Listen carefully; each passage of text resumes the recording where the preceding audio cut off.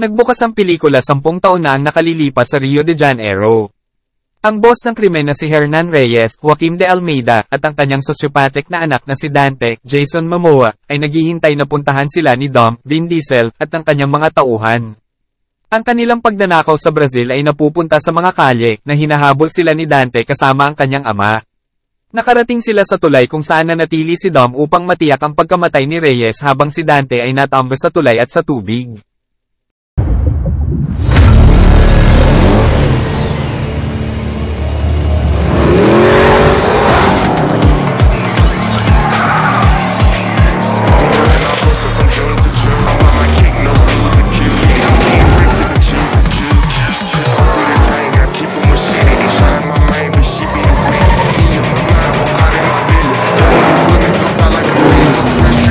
Kasalukuyang araw sa Los Angeles, pinakita ni Dom si Little Brian, Leo Abelo Perry, kung paano magmaneho bago siya ihatid pauwi para mag-barbecue, habang si Abiulite Torrete, Rita Moreno, ay lumipad para sa okasyon.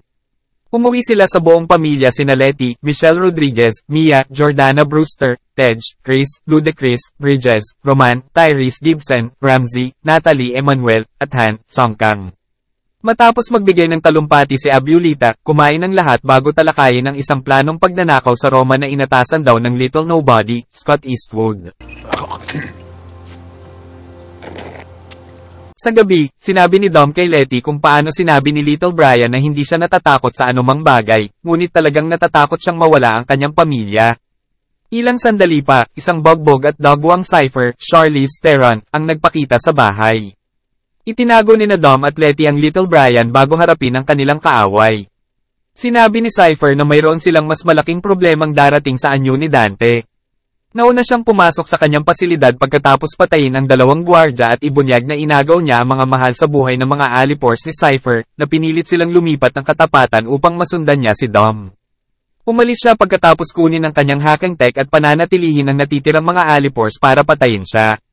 Nilabanan ni Cypher ang kanyang paraan bago bumaba sa elevator shaft kasama ang isang huling gun bago dumating sa tahanan ng Torreta.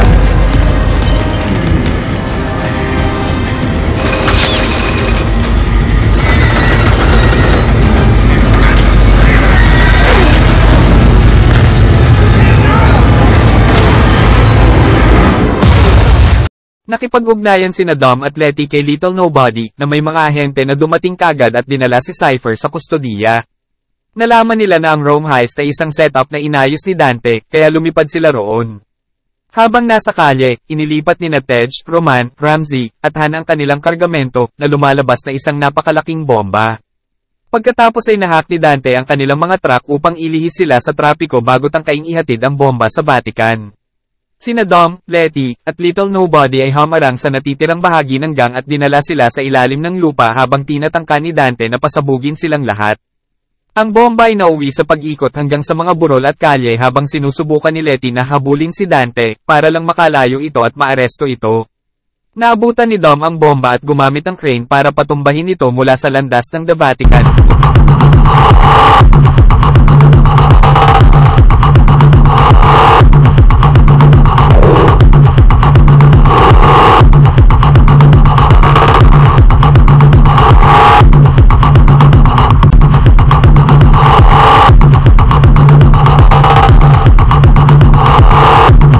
Ang kasunod na blast radius ay nagdudulot ng malaking pinsala.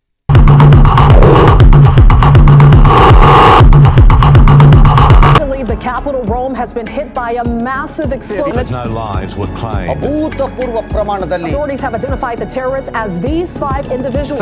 Hanggang ay lahat ay binansagan bilang mga terorista at nagtatago habang si Dante ay natutuwa kay Dom tungkol sa paghihiwalay ng kanyang pamilya. Sa The Agency, nakipagkita ang bagong direktor na si Ames, Alan Ritchson, kay Tess, Brie Larson, anak ni Mr. Nobody, Kurt Russell. Sinusubaybayan ni Ames ang kasaysayan ng karera sa kalye ng Torreta Gang hanggang sa pandaigdigang pagnanakaw, sa paniniwalang walang masyadong madali sa kanila. Habang nakikipagtalo si Tess sa kanilang depensa at kung paano nila pinabagsak ang ilang medyo seryosong mga kriminal, pinamamahalaan ni Ames na kumbinsihin ang natitirang board ng agency na sundan sila. Binansagan ng media ang gang ng mga internasyonal na terorista na nagresulta sa pagdadala ni Roman kina Tej, Ramsey at Han sa London. Inaalagaan ni Mia si Little Brian nang bumagyo ang isang team ng Agency Mercs. Sinubukan ni Mia na labanan sila habang nagtatago si Little Brian, para lang mailigtas sila ni Jacob, John Cena, na nakontak ni Dom.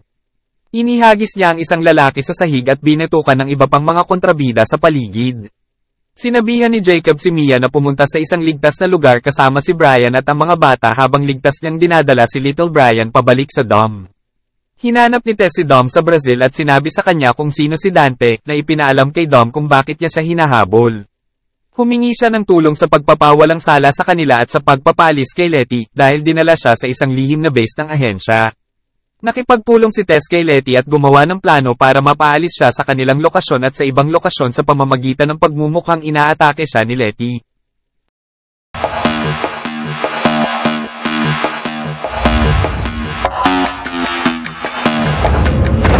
Pumunta si Dom sa isang street racing event para makipagkita kay Diogo Luis da Silva Jr. kasama ang isang dalagang nagngangalang Isabel Daniela Melcher, na kilala ni Dom. Dumating si Dante at hinamon si Dom sa isang karera sa kalye kasama sina Diogo at Isabel. Sa panahon ng karera, pinapili ni Dante si Dom kung alin sa dalawa ang mamamatay dahil nag-set up siya ng mga bomba sa ilalim ng kanilang mga sasakyan. Tinangka ni Dom na pabagalin si Isabel na pinasabog ni Dante si Diogo sa track. Sinubukan pa rin ni Dante na puntahan si Isabel, ngunit ibinagsak ni Dom ang bomba sa kanyang sasakyan sa kabila ng pagbangga niya. Hinayla siya ni Dom palabas ng pagkawasak habang si Dante ay nakalayo. Ang iba pang apat ay nakipagkita sa isang matandang kaibigan sa paghack ni Ramsey na nagngangalang Bowie, Pete Davidson. Nabawi ni Ramsey ang isang file at nalaman na ang kanyang surveillance system na God's Eye ay ginagamit ni Dante para i-target ang mga taong malapit kay Dom. Naubos ni Dante ang kanilang mga pondo, ngunit si Roman ay may nakuhang pera. Napilitan silang apat na hanapin si Deckard Shaw, Jason Statham, na nag-iisip na nandyan si Han upang labanan siya matapos ang kanyang pagtatangka na patayin siya. Scuffle ay naantala ng mas maraming agency goons na nagpapakita.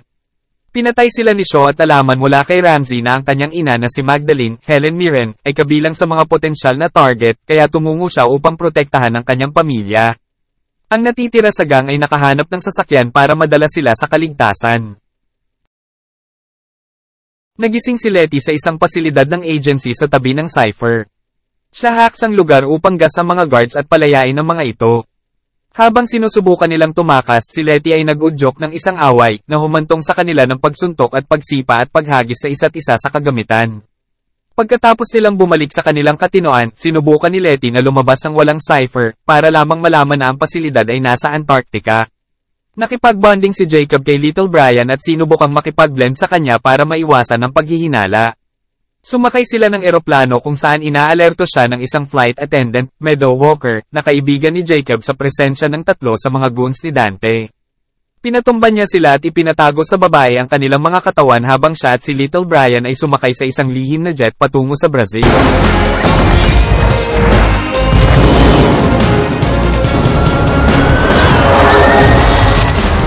Nagising si Isabel sa apartment ni Dom na kasama niya si Elena, Elsa Pataki, na siya pala ang nakatatandang kapatid ni Isabel.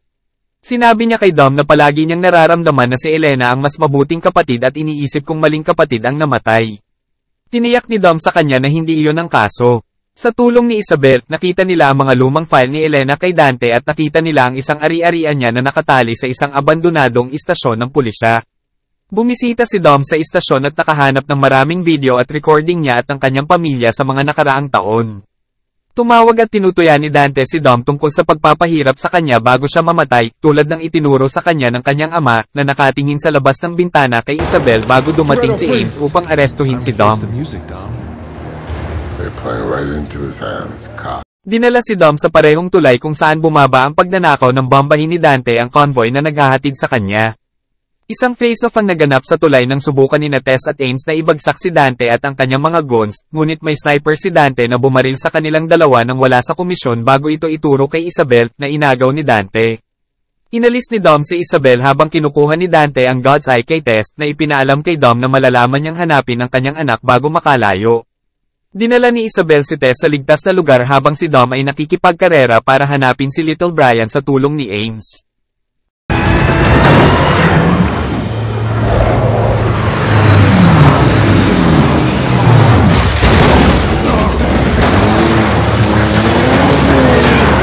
Sinusubaybayan ni Dante ang lokasyon ni na Jacob at Little Brian, ngunit dumating si Jacob na may dalang sasakyan na puno ng kanya na pumutok sa mga goons.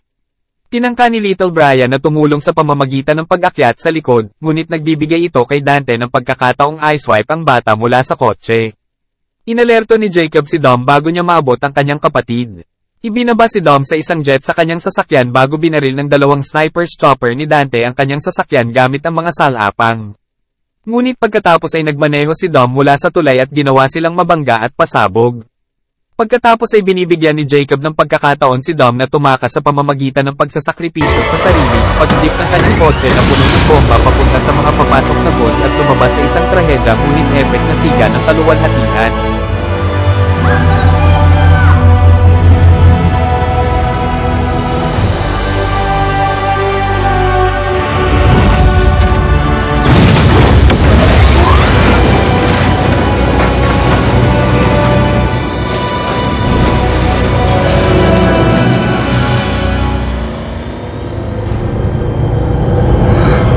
Inabot ni Dom ang kotse ni Dante at pinaalis si Little Brian at pinasakay sa kotse ni Dom.